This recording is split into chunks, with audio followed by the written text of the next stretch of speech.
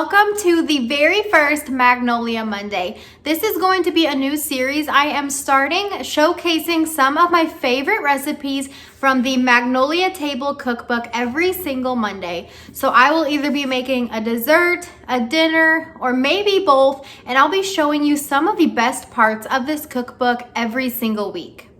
If you've been following along with me, you know that I am obsessed with anything Hearth and Hand, anything Magnolia, and anything Joanna Gaines, so I am really excited to get this series started. This cookbook that I'm going to be using has tons of dessert recipes, different herbs and seasonings that you can make yourself, and some delicious mouth-watering dinners. If you follow me on Instagram, you can find my recipes highlight where I will have pictures or screenshots or recipe cards saved from this cookbook and also other recipes that I have made so you can screenshot and use them for yourself. So y'all know those amazing Hostess cupcakes, right? Well, Joanna Gaines has made the perfect dupe and she calls it the Magnolia Press Chocolate Cake. That is what I'm going to be making today. I am very excited. It looks like a delicious dessert. So let's go ahead and get to baking. First, we are going to preheat our oven to 350 degrees Fahrenheit and then prepare our baking pan by adding some nonstick spray, then a layer of parchment paper, and then another light layer of nonstick spray just to make sure that the cake will not stick to the pan. This recipe does call for room temperature butter, but never fear, if your butter is not soft, here's a great trick. You will want to bring some water to a boil in the microwave. Once it is boiling, you will dump out the water and then take your bowl or glass and stick that over your butter for about 30 seconds to a minute, and that will soften it very quickly. We are starting out with 2.5 sticks of unsalted butter and 1.5 cups of granulated sugar. We are going to mix this until it is nice and creamy. That'll take about 2 to 3 minutes of mixing.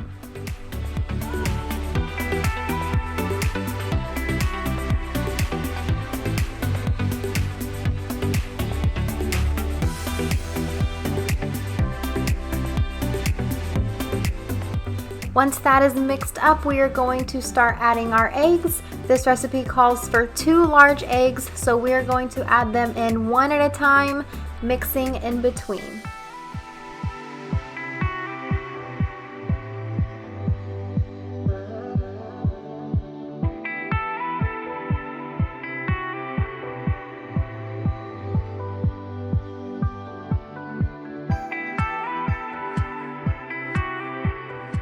Once the eggs are mixed in, we will add 2 teaspoons of pure vanilla extract and mix that thoroughly, and then we are ready to get started with our dry ingredients.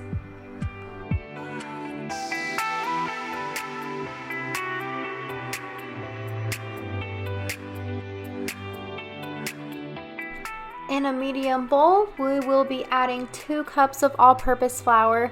To get the perfect measurement, make sure you give it a nice big scoop and then scrape off the excess so that it is flush with the measuring cup. You can use a butter knife or some other type of flat edge, and that is how you get the perfect measurement for your flour. I will also be adding 2/3 of a cup unsweetened cocoa powder, 2 teaspoons of baking soda, and 1/2 teaspoon of kosher salt, giving that a good mix so we can prepare to put it in our butter mixture.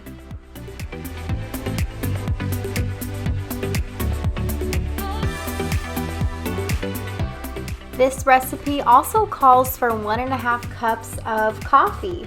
So Joanna has in her cookbook to add hot, strong brewed coffee. All that I had on hand was some instant coffee, so I went ahead and made it up and I just added it gradually. So you will add in a little bit of your dry mixture to the butter, mix, add in some coffee, mix, and keep alternating like that until everything is mixed together. One thing I did forget to add in this video is adding 2 teaspoons of distilled white vinegar. So the cookbook calls for 2 teaspoons of that after you mix in the coffee and the dry ingredients. So when all of this is mixed together, I did end up adding the 2 teaspoons of the vinegar. I just forgot to record it. I will have this recipe under the recipes highlight on my Instagram, so make sure you go over there and screenshot it to use for yourself because everything will be correct on it.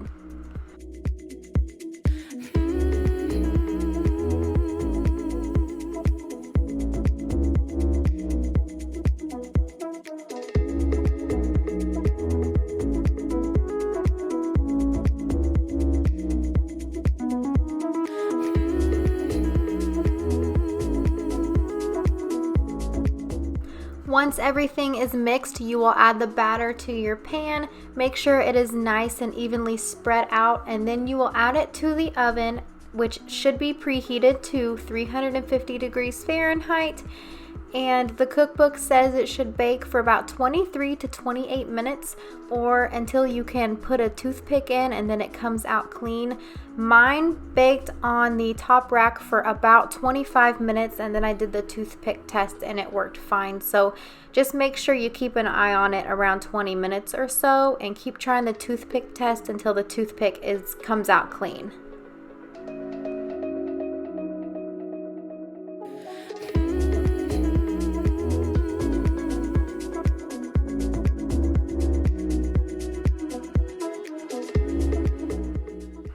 Now that the cake is in the oven, I have time to get started on some of my cleaning, and I'm going to go ahead and get all of my ingredients together to get ready to make the filling and the topping.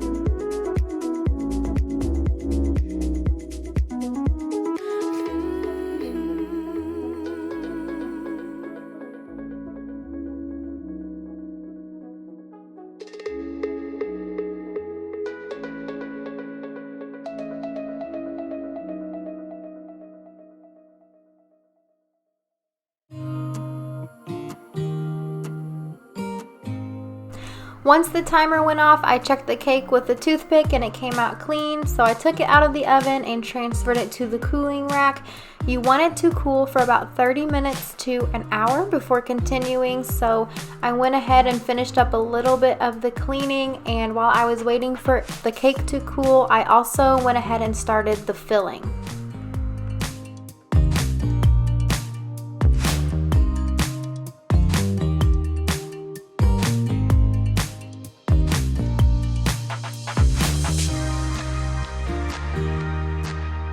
To make the filling, the cookbook calls for 4 tablespoons, which is about half a stick of unsalted room temperature butter, 1/4 cup of shortening, I used Crisco, a half teaspoon of vanilla, a half cup of powdered sugar sifted, I had already sifted mine, and then 2 tablespoons of whole milk.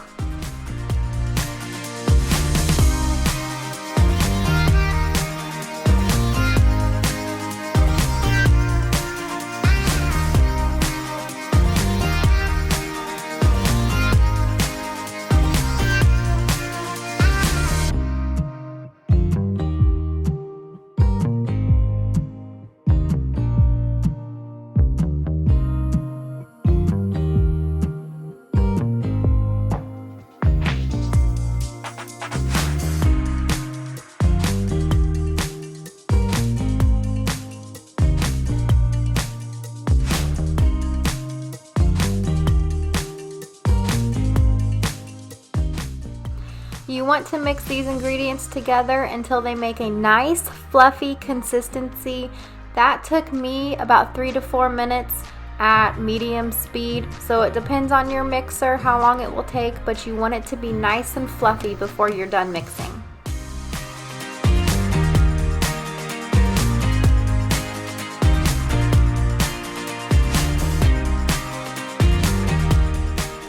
I did not have any piping bags, so I used a Ziploc bag for the filling. One way to make sure your bag stands up straight if you're using a Ziploc bag is to tuck the top, the zipper part under, and then spread out the bottom of your bag, and it will stand up on its own and help the bag to stay open. So you're just going to put your filling into either your piping bag or a Ziploc bag, and then when we are ready to insert the filling, we will cut off the tip.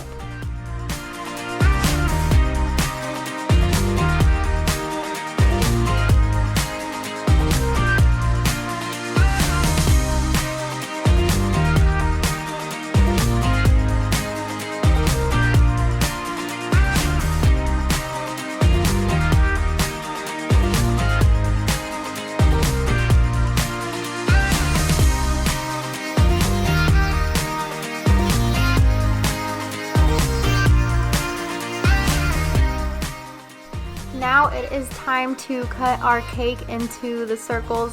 You are supposed to use a 2.5-inch biscuit cutter or pastry cutter, but I don't have those, and I had been looking for some for a while, and I can't find them in stores. You have to buy them online, and I was ready to bake, so I ordered some, but they hadn't come in yet. So I thought I would go ahead and improvise, and I was searching my cabinet. I had no clue what to use, and then I saw my wine glasses, and I thought, you know what, I'll just give it a shot. So I thought it was close enough to the size. I stuck it on the cake, seemed to work good. The only part is it took quite a bit of coercing to get the cake out of the glass. So I had to be extra careful so that the cake wouldn't crumble everywhere. The pastry cutter would have helped immensely, but this definitely worked in a pinch. So if you don't have a biscuit cutter or a pastry cutter, try a wine glass or something that is similar in size and see how it goes.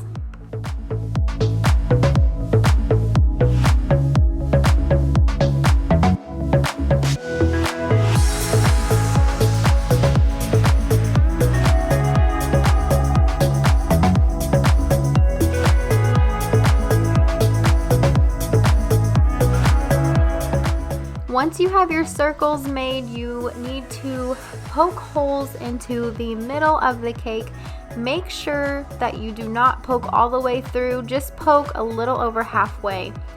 Another way I had to improvise was this called for a 1-inch cutter to make the holes, and of course I didn't have that, so I used a straw thinking that would work perfectly, and it did. It made the right size holes, but the cake did not come out of the straw very easily. So I poked the holes in the middle of the cake and filled it with the filling.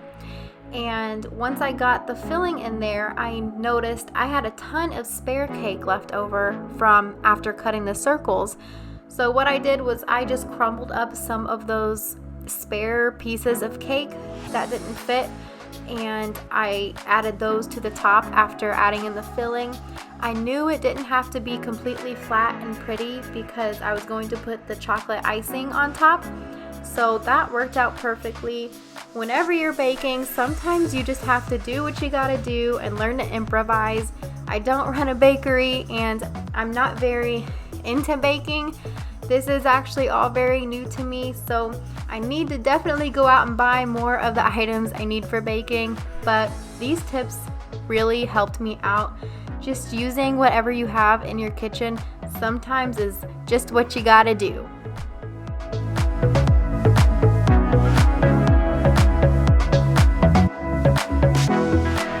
I am kind of new to the baking world, so let me know how you guys improvise with your baking tools, or maybe just let me know what baking tools I absolutely need, because I'll be honest, I am totally clueless when it comes to what tools I need for baking. I know everything I need for cooking. I've always enjoyed cooking, but lately I've been getting more into baking. So comment below and let me know what your favorite tips and tricks are for baking.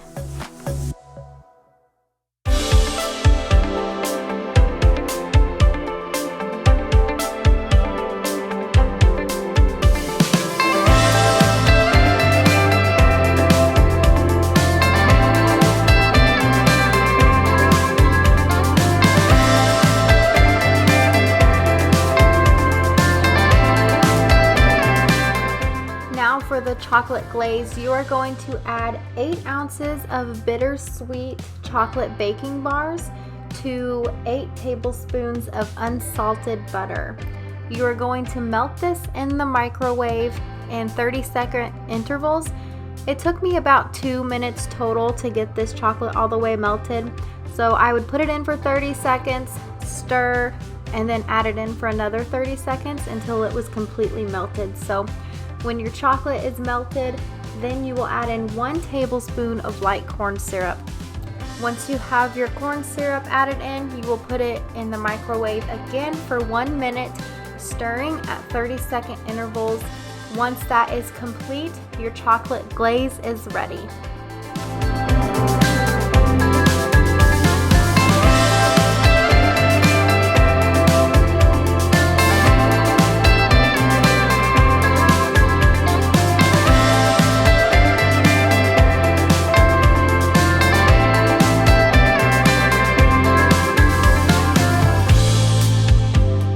You want to work quickly when adding your glaze to make sure the chocolate doesn't harden in the bowl. So I just used a spoon to add the glaze on top of each piece of cake, and I used the back of the spoon to smooth it out and make sure it got onto the sides. You can also smooth it out with a flat spatula, whatever you think works. So just add a heaping layer of chocolate glaze to each piece of cake. Once you have it added, you will put the cake into the fridge for about 30 minutes so the chocolate can set.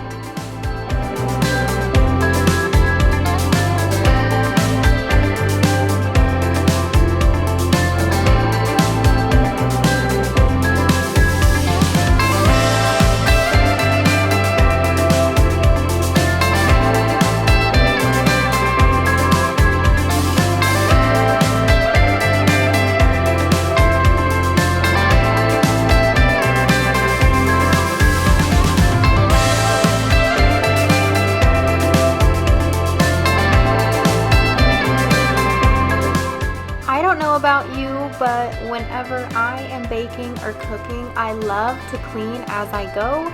So typically I will have half of my dishes cleaned up. Sometimes I don't though. This dessert was one of the biggest and messiest desserts I've made. It required a lot of dishes and it was a little time consuming. So I didn't get to clean as I went as much as I usually do, but that was okay because I had some time to spare while I was waiting for the dessert to harden. That's a good thing. I need to keep myself distracted or else I will go grab my dessert too early because I get so impatient. So while I'm waiting on my chocolate to harden on the cake, I just go ahead and make sure all of my dishes are clean, my counters are wiped off, and the kitchen is nice and tidy, so that I can enjoy my dessert in a nice clean kitchen.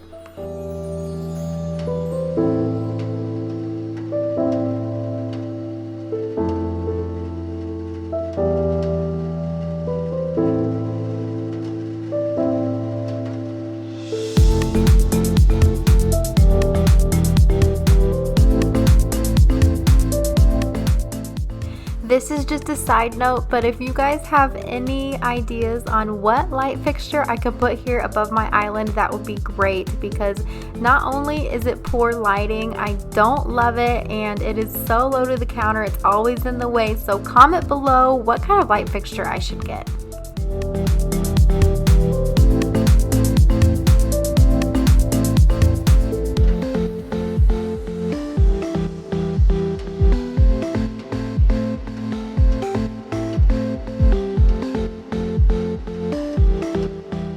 By the time I was done cleaning, it was about 30 minutes later, so let's go ahead and see how the dessert turned out.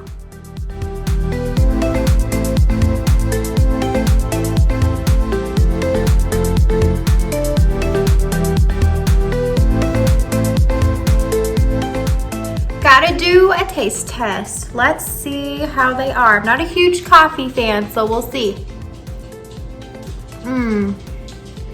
Chocolatey goodness with a hint of coffee, and that filling is so creamy and good. Y'all have got to try these.